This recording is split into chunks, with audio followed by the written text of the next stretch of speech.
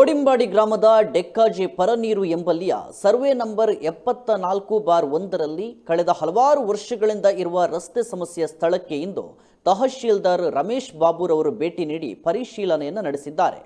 ಪರನೀರು ಎಂಬಲ್ಲಿ ಖಾಸಗಿ ವ್ಯಕ್ತಿಗಳು ರಸ್ತೆಯನ್ನು ಅತಿಕ್ರಮಿಸಿದ್ದರಿಂದ ಈ ಭಾಗದ 8 ಮನೆಯ ನಿವಾಸಿಗಳಿಗೆ ತೊಂದರೆ ಉಂಟಾಗುತ್ತಿರುವ ಬಗ್ಗೆ ಹಲವಾರು ವರ್ಷಗಳಿಂದ ಪರ ವಿರೋಧ ಹೋರಾಟ ನಡೆಯುತ್ತಿದ್ದು, ಇತ್ತೀಚೆಗೆ ರೈತ ಸಂಘ ಮತ್ತು ಹಸಿರು ಸೇನೆಯ ಪದಾಧಿಕಾರಿಗಳು ವಿವಾದಿತ ಸ್ಥಳಕ್ಕೆ ಭೇಟಿ ನೀಡಿದ್ದರಲ್ಲದೆ ಸಮಸ್ಯೆಯನ್ನು ಪರಿಹರಿಸುವಂತೆ ದಕ್ಷಿಣ ಕನ್ನಡ ಜಿಲ್ಲಾಧಿಕಾರಿ ಅವರಿಗೆ ಮನವಿಯನ್ನು ನೀಡಿದರು.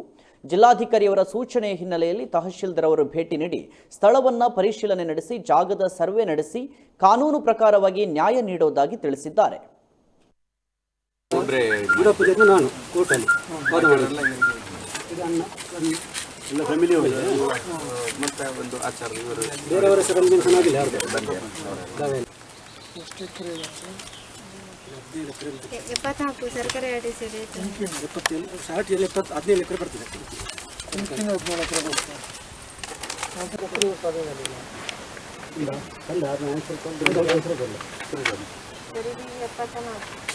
ಸರ್ಕಾರಿ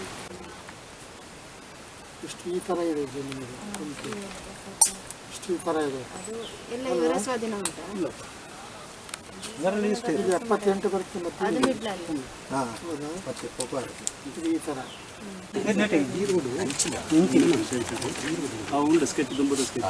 ಅಲ್ಲ ಇಲ್ಲ ಜಮೀನು ಸರ್ಕಾರಿ ಅಲ್ವಾ?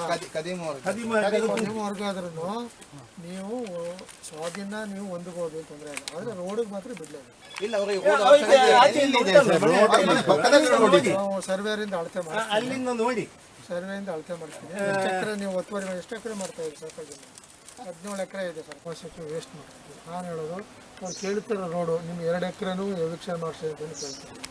12 ಸರಿ ಮಾಡಿಸಿ ಇವು ಅವ್ರಿಗೆ ಎಲ್ಲಿದೆ ರೋಡು, ಇವ್ರಿಗೆ ಎಲ್ಲಿ ರೋಡ್ ಇಲ್ಲ, ರೋಡ್ ಅಪ್ರೋಚ್ ಇಲ್ಲ ಅಂದರೆ ಡಿಸಿಯನ್ನು ಮಾಡಿರ್ಬೋದು ಅಂತ ಅನಿಸ್ತದೆ. ಡಿಸಿಯನ್ನು ಮಾಡಿದರೆ ಈ ಮ್ಯಾಟ್ರ್ಗಳನ್ನು ಅವರು ಮುಚ್ಚಿ ಹಾಕಿದ್ದಾರೆ. ಸಿ ಮತ್ತು ಡಿಸಿ ಎಸಿ ಮತ್ತು ತಹಶೀಲ್ದಾರನ್ನು ಮಾತ್ರ